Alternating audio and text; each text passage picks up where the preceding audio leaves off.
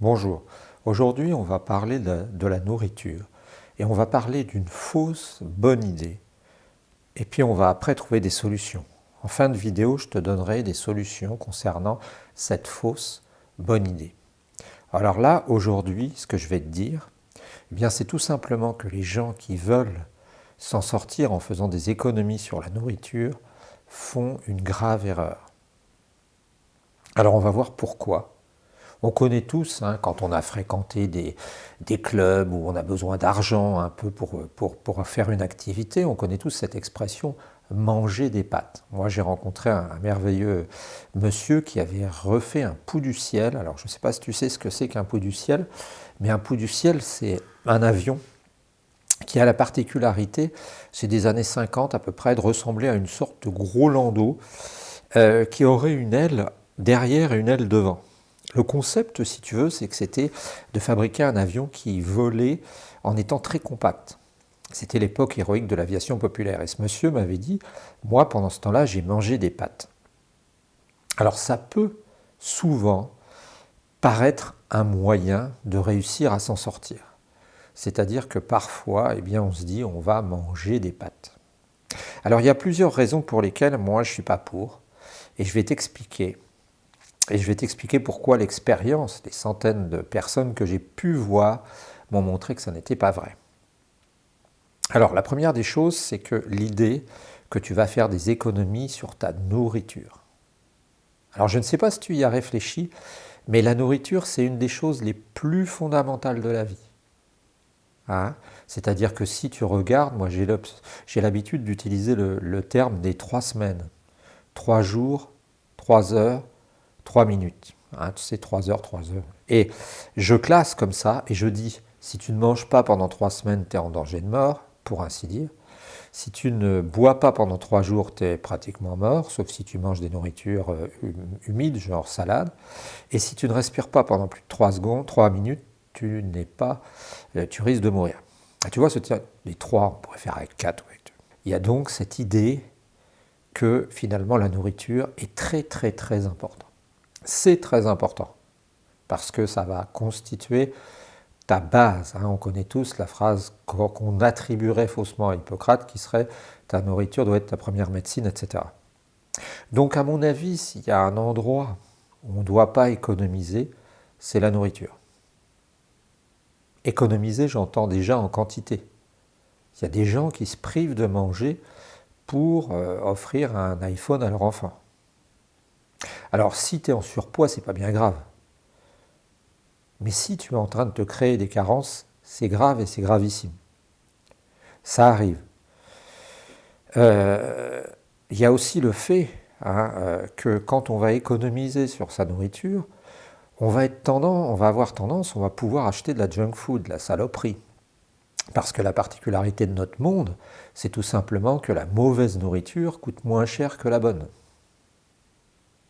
Et j'ai déjà fait un truc sur bien manger, manger bio, etc. Alors moi, je ne suis pas un apôtre du manger bio. Ce que je dis simplement, c'est qu'il faut que tu aies les idées claires.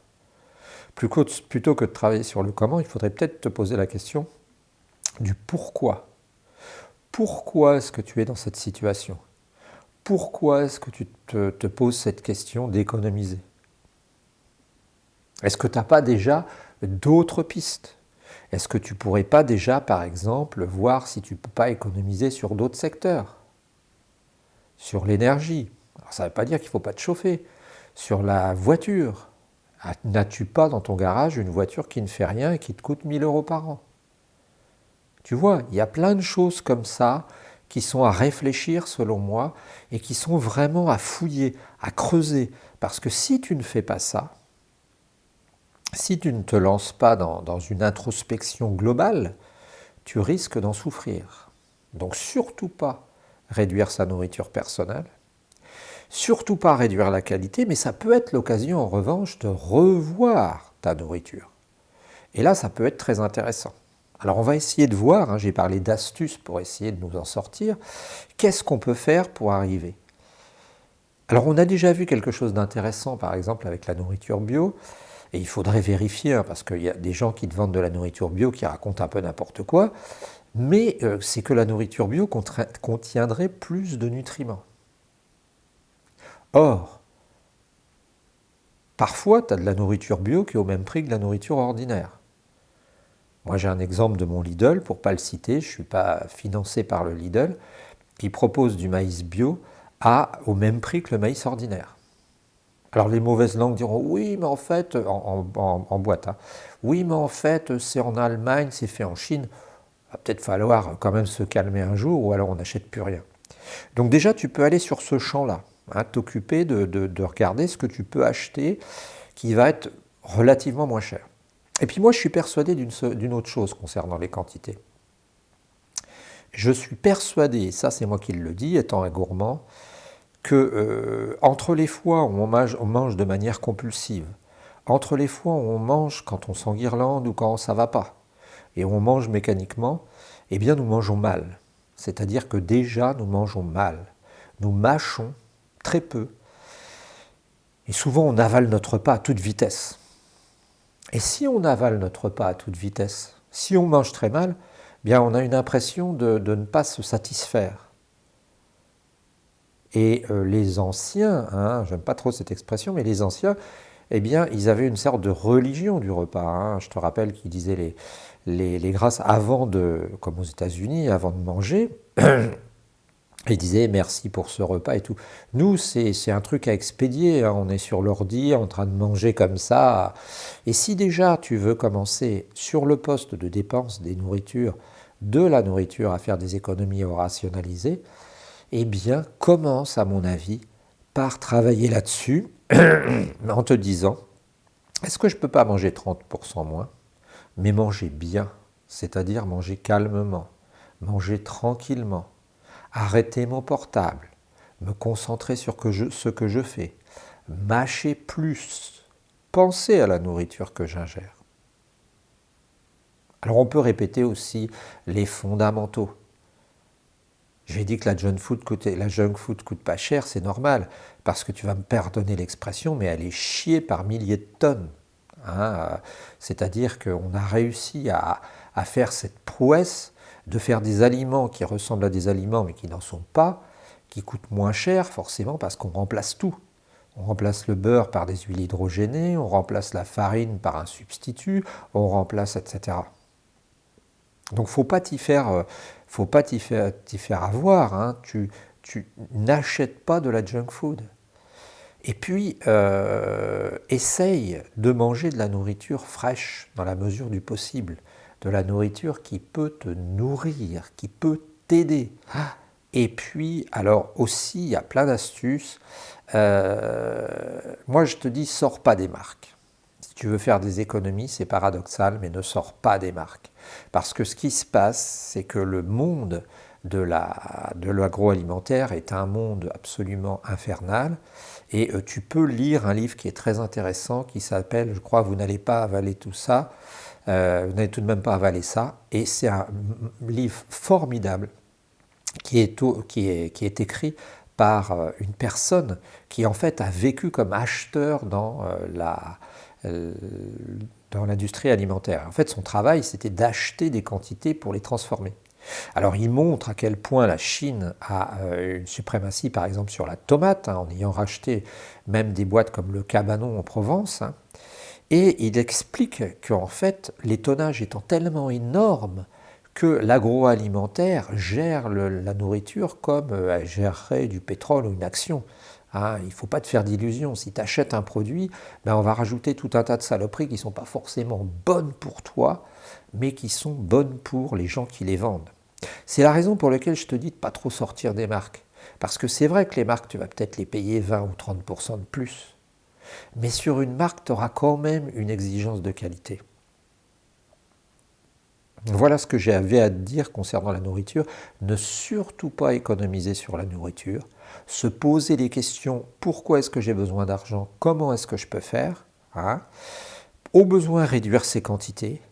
Vérifier si tu ne peux pas manger bio pour le même prix parfois. profiter de certaines promotions sur certaines quantités, hein, parce qu'il faut savoir qu'en épicerie, les boîtes comme les Leclerc et tout ne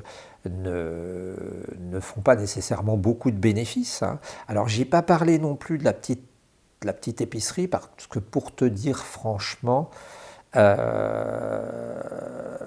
je considère que la petite épicerie, parfois, c'est un peu un jeu de dupes.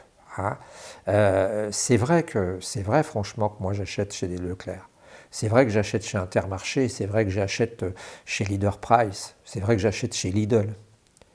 Mais même si, dans un sens, eh ben, j'en suis un peu coupable, je te dis franchement que, d'une part, l'épicier qui est près de chez moi, bah, il n'est pas particulièrement agréable. Hein, donc franchement, ça ne me donne pas super envie d'y aller. Et puis moi, j'ai pas envie de la jouer non plus bobo, tu sais, je vais voir mon petit épicier, il me prépare ma petite tomate. Il y a une sorte de jeu de séduction là qui s'effectue entre un professionnel et un consommateur qui me plaît pas non plus nécessairement, quoi. Hein. Donc oui, j'appelle bien sûr à revitaliser les villages, etc. Mais pour autant, je dis bien pour autant, bah, j'assume le fait d'acheter en supermarché, tu vois. Donc voilà, si tu vas vers ces pistes-là, acheter du bio moins cher, profiter des stocks, mais fais pas des stocks débiles. Hein. Si par exemple tu vois il y a une pub sur, je sais pas moi, quelque chose dont tu as besoin régulièrement, de la farine, n'achète jamais pour plus de 5 à 10 semaines, hein, sauf le papier WC, sauf des choses comme ça. Je te conseille de ne pas acheter, pas stocker au point, hein, parce que moi j'ai une grande maison, et même avec cette grande maison, je te dis franchement qu'on évite de stocker des quantités phénoménales. Hein. Donc, et puis moi je dirais aussi, c'est un travail de révision complète, et c'est ça qui est très intéressant finalement, tu vois, c'est de revisiter ta nourriture, et puis, tu vas pouvoir réussir à réfléchir à ça.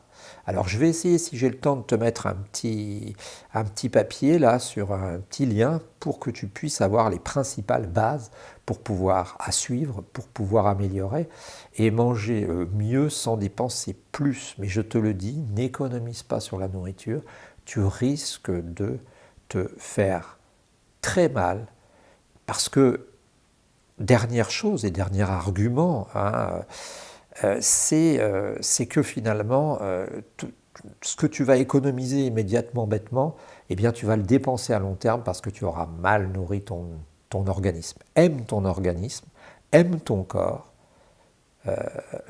chéris-le comme si c'était une machine merveilleuse, c'en est une. Et puis essaye. Alors ça va pas être facile pour toi parce qu'il faut tout revoir, il faut revoir sa copie, prends ton cahier, j'adore ça, prendre un cahier A4 et puis comment c'est, tout petit 17-22 là, tu sais les petits. Et puis un cahier d'écolier. Et puis écris tout ça. Et puis essaye de gérer avec quelqu'un, discute avec tes enfants. Et tu vas voir que tu vas trouver des super solutions, même si ça va pas être super facile au début. Allez, on se souhaite une super journée et on se retrouve très bientôt. Ciao.